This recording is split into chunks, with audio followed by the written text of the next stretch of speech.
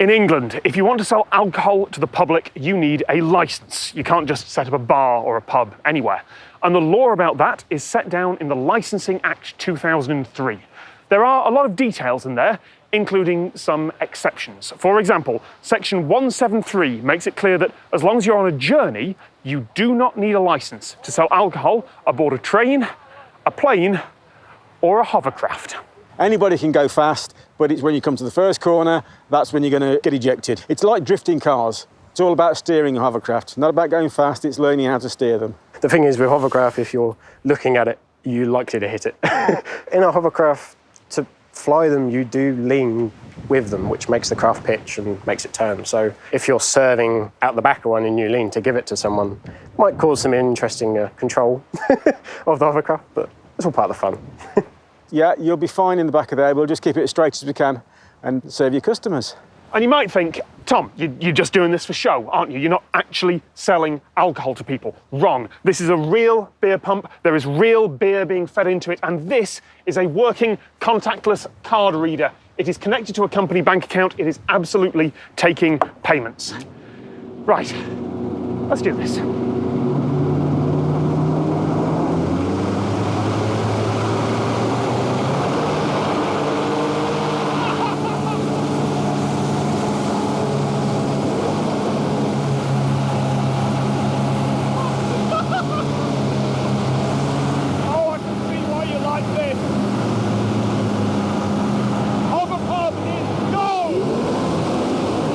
I did try to do my piece to camera on the hovercraft. You couldn't hear a thing, so I'm going to explain in voiceover how this all worked, in between the bits where I have to shout at people. What can I get you? Full disclosure, there are only trusted friends buying alcohol today, both for safety and because while the selling alcohol part does appear to be legal, I'm pretty sure there are several other trading standards laws that I'm only vaguely following. Don't take this as legal advice. But yes, the contactless card reader really did work, and yes, that is a terrible half pint of beer. There was a sparkler on the tap and the whole thing had been jostled and vibrated by the hovercraft.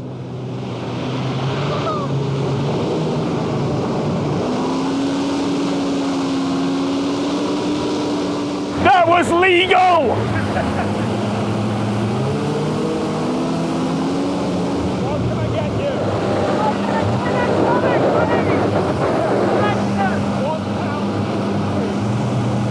Yeah, that should have been the first clue that I misheard him. £1.50 was not the price of a gin and tonic, it was the price of a half pint. Another terrible half pint, that's mostly foam. So as Mark the pilot tried desperately to counterbalance me,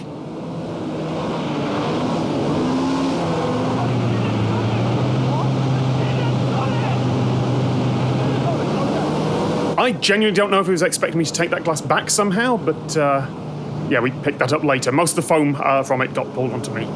Oh, and watch the plastic glass between my knees there? Yeah, we picked that up later too.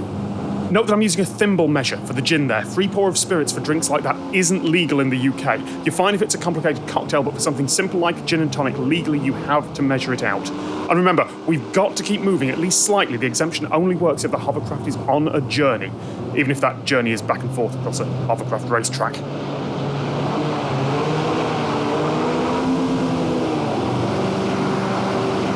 I did not bring a change of clothes. I drove home smelling faintly of gin and tonic. What can I get you? Oh, right, that's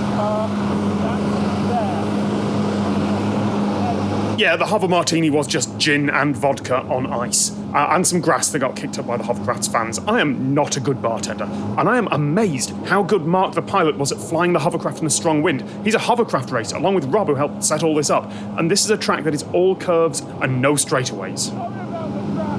There was a lot of grass in it. So, the big question, why does this law exist? Why is there this ridiculous exemption? What can I get you? Vodka and Coke! Vodka and Coke! Vodka and Coke! Alcohol licences are granted by local authorities in England, and trains and planes travel through the whole country. It's meant to cover selling alcohol to passengers. And while these days there's only one hovercraft service and it takes 10 minutes, we used to have massive hovercraft that had crossed the channel to France. The law hasn't been updated because it doesn't need to be. After all, who's going to be ridiculous enough to sell alcohol from a moving hovercraft? The hovercraft is alive!